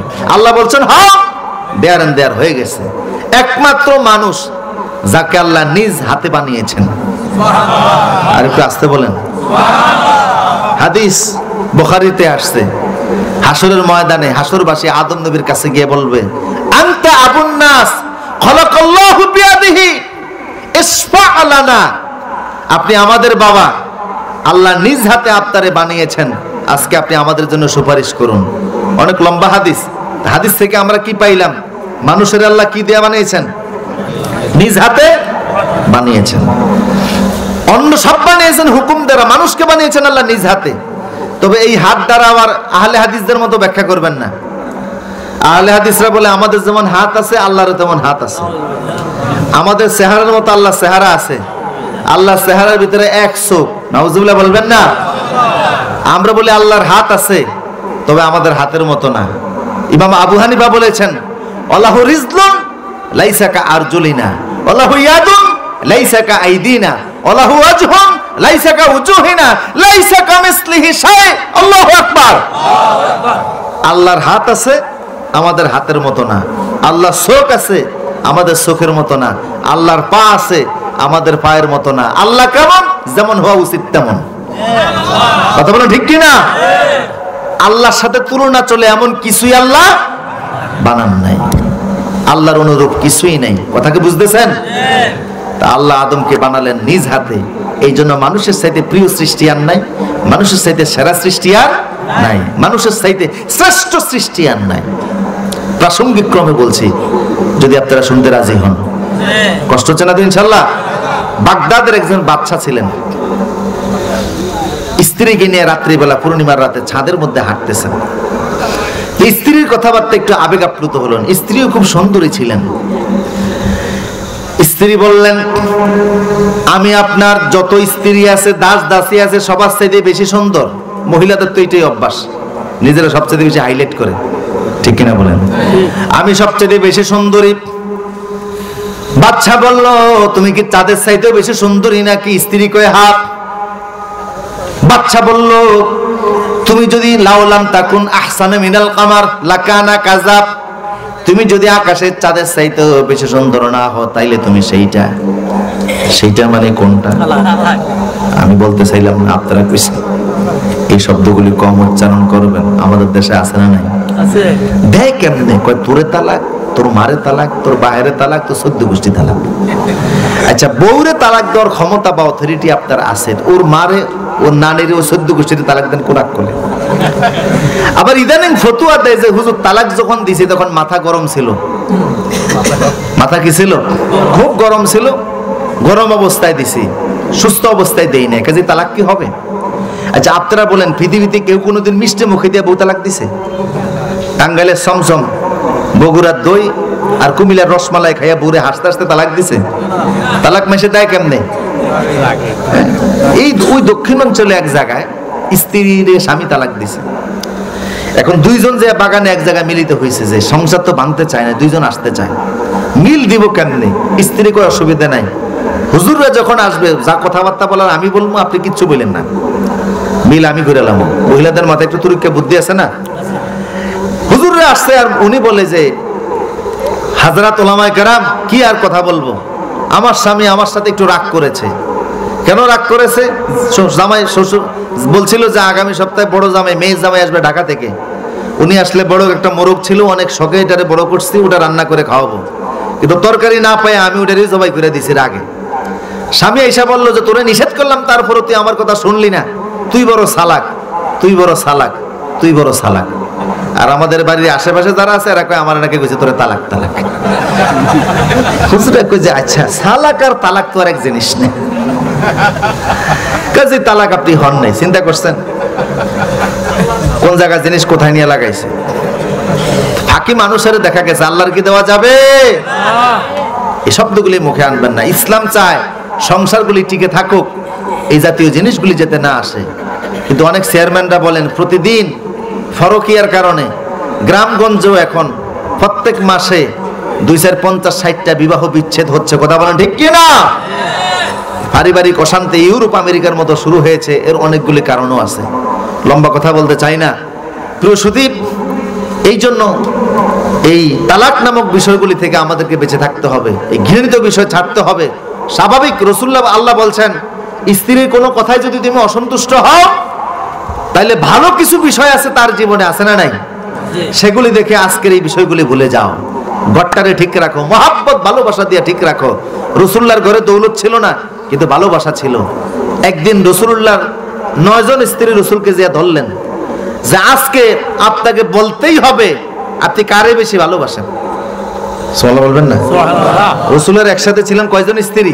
9 জন। 11টা বিয়ে করেছিলেন, আগে 2 জন ইন্তেকাল করছে, একসাথে 9 জন। হুজুর দেখলেন বেকায়দায় যে ওনারে যদি বলেন আমি তোমারে বেশি ভালোবাসি, বাকিরে বেজার হবে না?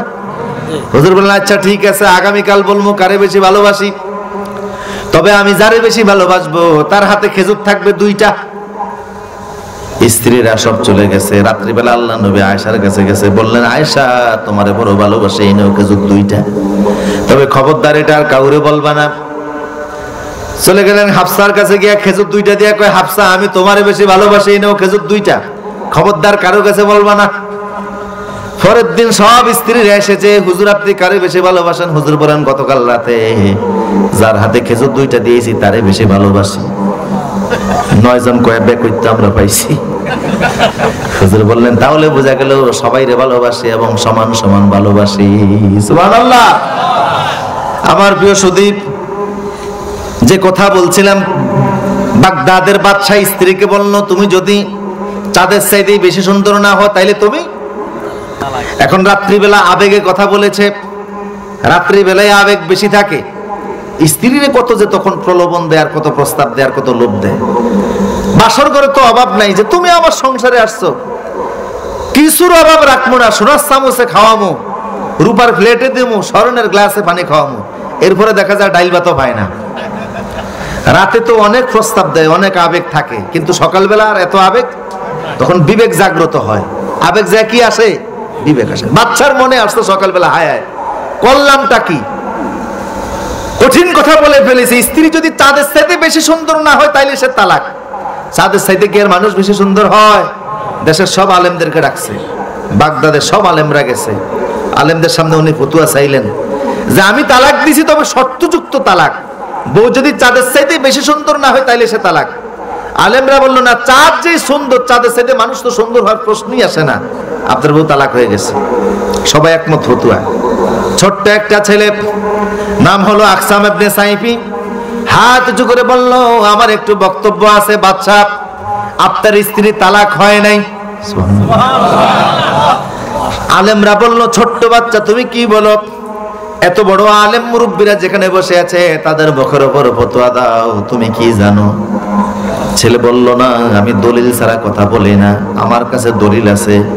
ও বাচ্চা, আপনার স্ত্রী চাঁদের চাইতেও অনেক সুন্দর। আলেমরা বলল তোমার কাছে কি দলিল আছে? ছেলে বলল আল্লাহ 4টা জিনিসের কসম খেয়েছেন, 3-এর কসম, জাইতুনের কসম, তুর পাহাড়ের কসম, রসুলের জন্মস্থান মক্কার কসম, চারটা জিনিসের কসম কে আল্লাহ নিজে বলেছেন, লাকাদ খলাকনাল ইনসানা ফি আহসানি তাকওয়িম।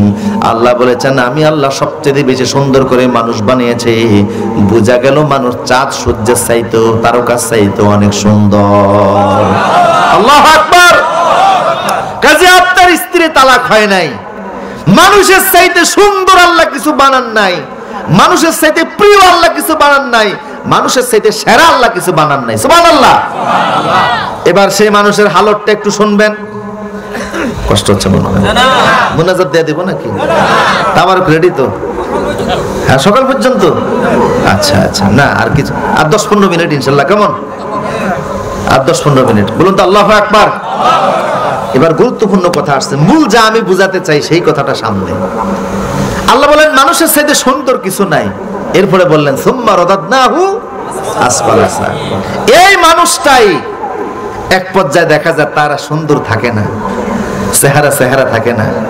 মানুষের দুইটা জিনিস, দুইটা দিক, একটা হলো উপস্থিতি আর একটা হলো অপস্থিতি।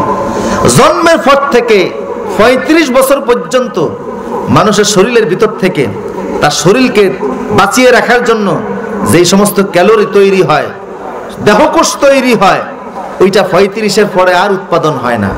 ফলে দেখা যায় বয়সের একটা পর্যায়ে যায় আর কানে শোনে না, চোখে তেমন দেখে না, মেরুদণ্ড বাঁকা হয়ে 45 ডিগ্রি অ্যাঙ্গেলে চলে যায়, ব্রেনে আর কিছু মনে থাকে না, আর জালিল ওমর চলে আসে, কিছু মনে নাই, স্মৃতিশক্তি নাই, ব্রেন নাই, শরীর দুর্বল হয়ে গেছে, খাইতে পারে না, কানে শোনে না। এই অবস্থা আসে কি আসে না? কথা বলেন, আসে কি না? আল্লাহ বললেন শোনো, তোমার এই অবস্থায় আসলেও তোমার শরীর দুর্বল হয়ে গেছে। আগে শরীরে যেই পরিমাণ ক্যালোরি তৈরি হতো এখন আর হয় না, যেই পরিমাণ দেহকোষ তৈরি হতো এখন আর সেটা হয় না। 35-এর পরে শরীর দুর্বল হয়ে যায়। তখন যত হালুয়া রুটি খান, গরুর গোশত খান, মাংস খান, হরিণের গোশত খান, শরীর আর তখন সেইভাবে করে তাজা থাকে না, শরীর দুর্বল হতে থাকে। কথা বলেন ঠিক কিনা? আল্লাহ বললেন দুনিয়ার মানুষের কাছে তুমি দুর্বল, কানে শোনো না, অসহায় হয়ে গেছো। আগের মতো এখন আর নামাজ পড়তে পারো না, রোজা রাখতে পারো না, যাকাত দিতে পারো না, হজ করতে পারো না, কিন্তু আমি আল্লাহর কথা শোনো, ইল্লাল্লাযীনা আমানু ওয়া আমিলুস সলিহাতি ফালাহুম আজরুন গায়রু মামনুন। আল্লাহু আকবার। আমি আল্লাহ তোমার এই আফজালিল ওমর যখন আসবে, কানে শোনো না, বয়স ভারী হয়ে গেছে, চোখে দেখো না, ব্রেনে কিছু মনে থাকে না, নামাজ পড়তে পারো না, আমি আল্লাহ তখনও তোমার মৃত্যুর আগ পর্যন্ত আগে যেমন নামাজের সওয়াব দিতাম এখনো ওই রকম নামাজের সওয়াব দিতেই থাকবো। হজের সওয়াব, যাকাতের সওয়াব তুমি বসে বসে আমি আল্লাহর পক্ষ থেকে পেনশন পেতেই থাকবা, বোনাসও পাবা, পেনশনও পাবা। সুবহানাল্লাহ। এখন আপনারা বলেন বেতন, বোনাস আর পেনশন পায় কারা? যাদের চাকরি ছিল তাদের, না যাদের চাকরি নেই তাদের? যাদের চাকরি ছিল তারাই তো বেতন বোনাস পায়। কথা বলেন ঠিক কিনা? পেনশন তারা পায় না। আপনাদের তো অনেকে চাকরি নেই। 15 বছর বয়স থেকে আল্লাহ চাকরি শুরু হয়। কত বছর? 15 বছর বয়স থেকে চাকরি শুরু হয়। যারা এই 15 থেকে 15 বছর, কেন সাধারণত পুরুষ বালেগ হয় 15 বছর বয়স থেকে। এই 15 বছর বয়স থেকে যারা নামাজ পড়েছেন, রোজা রেখেছেন, যাকাত দিয়েছেন, হজ করেছেন, আপনি যখন বয়স সন্ধিক্ষণে পৌঁছে যাবেন, আর জালিল ওমরে যখন যাবেন, আর কানে শোনেন না, চোখে দেখেন না, কথা মনে থাকে না, নামাজ পড়তে পারেন না, লাঠি ছাড়া হাঁটতে পারেন না, আল্লাহ বলেন 15 বছর বয়স থেকে যারা চাকরি করছো, ওই যৌবন বয়সে যেমন নামাজের সওয়াব দিয়েছি, রোজার সওয়াব দিয়েছি, হজের সওয়াব দিয়েছি, এখন বৃদ্ধকালে বসে বসে আমি আল্লাহ পেনশন, নামাজের, যাকাতের, হজের সওয়াব দিতেই থাকবো।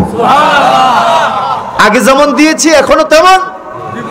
চাকরি যাদের ছিল তাদের না, যাদের চাকরি নেই, যারা 15 বছর বয়স থেকে চাকরি করছেন, যারা চাকরি করেন না তাদের অবস্থা কি হবে? অনেকে যায় শবে বরাতে মসজিদে, ইমাম সাহেব পর্যন্ত জায়গা পায় না, মুয়াজ্জিন তো 3 কাতার পিছনে। বল্টু চৌধুরী ঢুকছে আসরের সময় মসজিদের প্রথম কাতার, হালুয়া রুটি খাইয়া জন্মের মতো ফজর পর্যন্ত নামাজ পড়ছে। পরের দিন দেখা গেছে জোহর, আসর, মাগরিব, এশা সব গেছে। এসার পরে এসে ক্যারাম বোর্ডের দোকানে ঢুকছে, এরকম আছে না নাই? মাঝে মধ্যে আপনারা চাকরি নেওয়ার জন্য মসজিদে যান। মুসলমান, আল্লাহর কি সুন্দর বিধান। 15 বছর বয়স থেকে যারা চাকরি করেছেন তারা যদি শেষ বয়সে পৌঁছে যান, আল্লাহ বসায় বসায় পেনশন দিবেন। রিটায়ার্ড পার্সন লোকদেরকে যেমন সরকার বেতন দেয়, আল্লাহ বলেন আমি আল্লাহ নিজেও দেই। গায়রু মামদুন গায়রু মাকতুব, আমলনামা থেকে সব থেকে তোমার আমলনামা খালি থাকে না। আল্লাহু আকবার বলেন। এই জন্য চাকরিটা ধরতে রাজি আছেন? অনেকে তাবলিগে যে চাকরি ধরে, কেউ বা বৃদ্ধ বয়সে ধরে, কেউ বা 60-70 বয়সে ধরে। এটা ঠিক নয়। এখন করোনা ভাইরাসের যুগ চলছে, এটাকে বলে হঠাৎ মৃত্যু। রাসূলুল্লাহ বলছেন কিয়ামতের আগে হঠাৎ মৃত্যু বেড়ে যাবে, মানুষ পড়বে আর মরবে, তওবা করার সুযোগও থাকবে না। রাসূল বলছেন কিয়ামতের আগে মানুষের সংখ্যা এত কমবে, 9 গুণ মানুষের ভিতরে 7 গুণ মানুষ কমে যাবে। তার ভিতরে বর্তমান পৃথিবীতে যদি 900 কোটি মানুষ থাকে, 700 কোটি মানুষ বিদায় হয়ে যাবে, কালক্রমে আস্তে আস্তে চলে যাবে। কি করবেন? কিচ্ছু করতে পারবেন না। আশা সিরিয়াল এসে যাওয়ার কোনো সিরিয়াল। এই জন্য এখনই চাকরিটা নেওয়ার দরকার। পারবেন তো ইনশাআল্লাহ? কে কে নিবে একটা হাত তুলে দেখাই তো দেখি। নারে তাকবীর। আল্লাহ কবুল করুন। 5 ওয়াক্ত নামাজ পড়বেন। শুনেন, শেষ কথা বলছি। আল্লাহ রাসূল উহুদের যুদ্ধে আহত হলেন, শুনছেন না আপনারা? দাঁত ভাঙছে, নিচের 2টি দাঁত ভেঙে পড়ে গেছে। লোহার কড়া মাথার ভিতরে প্রবেশ করেছে, রক্ত পড়েছে প্রচন্ড। ফাতেমা বলছেন রক্ত থামানোর জন্য আমি অনেক চেষ্টা করতে পারি নাই। শেষ পর্যন্ত বাবার রক্ত থামাতে খেজুর গাছের চাটাই ফুরাইয়া এটা ভিতরে ঢুকাই দিছি, কপালের রক্ত রাসূলুল্লাহ থেমেছে। এতগুলি রক্ত পড়ছে, নিজে অ্যাক্সিডেন্ট করে পড়ছেন না অ্যাক্সিডেন্ট করছে? উম্মত না তারাও তো উম্মত। রাসূল শেষ নবী, উম্মতের হাতে আহত হলেন। রক্তাক্ত কপালে হাত দিয়ে হাতটা কপালের সামনে এনে বললেন, আহা, এই জাতির কল্যাণ কেমনে হবে যারা রক্ত দিয়ে নিজ নবীর কপালটাকে লাল বানাইয়া দেয়। এরপরও তিনি বদদুয়া না দিয়ে বললেন, আল্লাহুম্মা ইহদিহুম ফাইন্নাহুম লা ইয়ালামুন, আল্লাহুম্মা ইহদা উম্মতি ফাইন্নাহুম লা ইয়ালামুন। আল্লাহ এদেরকে হেদায়েত দাও, এরা এখনো চিনে না যে আমি শেষ নবী। বদদুয়া দিছে না দোয়া করছে? উহুদের যুদ্ধে 70 জন সাহাবী শহীদ হয়েছেন। রাসূলুল্লাহ বদদুয়া করেন নাই, নিজে আহত হলেন, বদদুয়া করেন নাই। কিন্তু তারপরেই হলো খন্দকের যুদ্ধ। সেই যুদ্ধে 10,000 কাফের রাসূলের মোকাবেলা করতে গেছে, মাত্র তীরের আঘাতে একজন সাহাবী শহীদ হলেন। এই 10,000 কাফেরদের মোকাবেলা করতে গিয়ে রাসূলুল্লাহর 1 ওয়াক্ত নামাজ কাজা হয়ে গেছে। কয় ওয়াক্ত? আল্লাহ রাসূলের 1 ওয়াক্ত নামাজ কাজা হয়েছে। এবার আল্লাহর নবী নামাজ কাজা হওয়া মাত্র হাত তুলে আল্লাহর কাছে বললেন, আল্লাহুম্মা ইমলা বুতুনাহুম ওয়া কুবুরাহুম নারা। আল্লাহ, যারা আমার নামাজ কাজা করেছে এদের জন্য বদদুয়া দিলাম, এদের ফেটার কবরগুলি তুমি জাহান্নামের আগুন দ্বারা ভরপুর করে দাও। রাসূলকে রক্ত বের করলো, আহত করলো, কপাল ফাটিয়ে দিল, নিচের দাঁতের রক্ত দাঁত ভেঙে দিল। রাসূল বদদুয়া দিলেন না। অথচ পরের 2 বছরের মাথায় একটা জিহাদের যুদ্ধের ময়দানে আল্লাহর নবীর 1 ওয়াক্ত নামাজ কাজা করেছে, রাসূল বদদুয়া দিয়ে দিয়েছেন। তাৎক্ষণিক আল্লাহ ওহী নাজিল করে বললেন, ও নবী, আপনি আহত হওয়ার পরেও, রক্তাক্ত হওয়ার পরেও বদদুয়া দেন নাই, মনোকষ্ট নেন নাই। আপনার শরীর নষ্ট করেছে, হক নষ্ট করেছে, আপনি বদদুয়া ছাড়েন নাই। কিন্তু নামাজ আমি আল্লাহর হক, আমার হক নষ্ট করার কারণে আপনি বদদুয়া দিয়েছেন। তার মানে হলো আপনার জীবনের চাইতে আপনার কাছে আমার নামাজের গুরুত্ব অনেক বেশি। ঠিক কিনা বলেন? আপনার জীবনের চাইতে আপনার কাছে আমার নামাজের গুরুত্ব অনেক বেশি। কদ্দামতা হাক্কুকা আলা হাক্কি, আপনার উপরে আমার হক নামাজকে আপনি বেশি প্রাধান্য দিয়েছেন। জান নবী যান, আমি আল্লাহ বলে দিচ্ছি, এখন থেকে যে কোনো ক্ষেত্রে আমার হকের উপরে আপনার হককে আমি আল্লাহ বেশি প্রাধান্য দিব। কেউ যদি আমি আল্লাহর কাছে পাহাড় পরিমাণ গুনাহ নিয়েও আসে, আমি ওরে মাফ করে জান্নাত দিব। কিন্তু কারোর আমল নামায় যদি পাওয়া যায়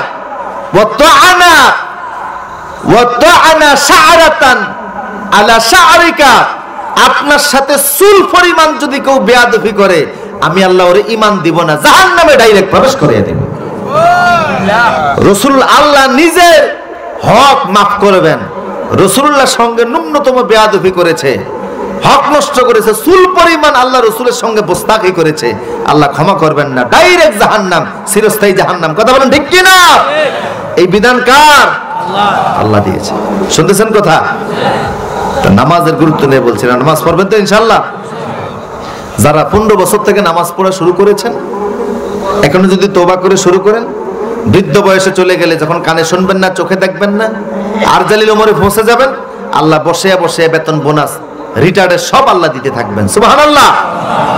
এরপরে আল্লাহ বললেন, আলাইসাল্লাহু বিআহকামিল হাকিমিন, বালা যালিকা ওয়া আলা যালিকা মিনাশ শাহিদিন। রাসূল বলতেন, তোমরা যখন আলাইসাল্লাহু বিআহকামিল হাকিমিন পড়বা, তখন তোমরা এই কথাটা পড়বা। পড়েন, বালা বালা ওয়া আলা যালিকা মিনাশ শাহিদিন। আল্লাহ বলছেন, ফামা ইউকাযযিবুকা বা'দু বিদ্দিন আলাইসাল্লাহু বিআহকামিল হাকিমিন। যে আমি আল্লাহ দুনিয়াতে তোমাদেরকে মায়ের পেটের ভিতরে তৈরি করলাম, কোনো খাদ্যের ব্যবস্থা ছিল না, মায়ের মাসিক বন্ধ করে মায়ের রক্ত দিয়া তোমারে বড় করলাম, দুনিয়াতে আসার আগে মায়ের বুকের ভিতরে তোমার জন্য ডাবল লাইন চালু করলাম, করছেন না? সেখানে 32টা ফুটা দিয়া তোমার জন্য দুধ বের করলাম, এরপরে মুখে দাঁত দিলাম, শক্ত খাবার খাওয়া শুরু করলাম, এরপরে তোমার কৈশোর দিলাম, যৌবন দিলাম, বৃদ্ধকাল দিলাম। যে আল্লাহ তুমি নাই, কিছুই ছিল না, অনস্তিত্বের মধ্যে ছিলা, নাই থেকে তোমারে যখন বানাইতে পারলাম, হাসরেও আমি আল্লাহ তোমারে পুনরায় তৈরি করতে পারবো। পারবেন কিনা? অথচ কিছু নাস্তিক অস্বীকার করে বসে আছে। আছে না নাই? আমার দেশেও কিছু নাস্তিক আছে না নাই? এক সময় নাস্তিক ছিল তসলিমা নাসরিন একজন। কয়জন ছিল? সেই তসলিমার বিরুদ্ধে সারা দেশের মানুষ মিছিল করছে না? সেই 80 দশক 90 দশকে সারা বাংলাদেশের প্রত্যেকটি দোকানপাট বন্ধ করে তসলিমার বিরুদ্ধে আন্দোলন হয়েছে যে তসলিমা এই দেশে থাকতে পারবে না। কিন্তু ইদানিং দেখা যায় হঠাৎ করে এত নাস্তিক বাড়ছে, বিভিন্ন জায়গা থেকে ইসলাম এবং মুসলমানদেরকে আক্রমণ করে কথা বলতেছে। কথা বলেন ঠিক কি না? প্রিয় সুধী, আমরা মুসলমান হিসেবে জমিনে থাকতে চাই কি চাই না? ঈমান নিয়ে থাকতে চাই কি চাই না? ঈমানের জন্য যদি জীবন দিতে হয়, রাজি আছি না নাই? আল্লাহ কবুল করুন, বলুন আমিন। আল্লাহ বলছেন, নাই থেকে যখন বানাইতে পারলাম, হাসরের ময়দানে তোমাদেরকে আমি আল্লাহ পুনরায় তৈরি করতে পারবো, এতে কোনো সন্দেহ নাই। সূরা 3 থেকে প্রায় 1.5 ঘন্টা হয়ে গেছে। আমি যে আলোচনাগুলি করেছি, সেই আলোচনাগুলি আল্লাহ আমাদের সবাইকে বাস্তব জীবনে আমল করার তৌফিক দান করুন।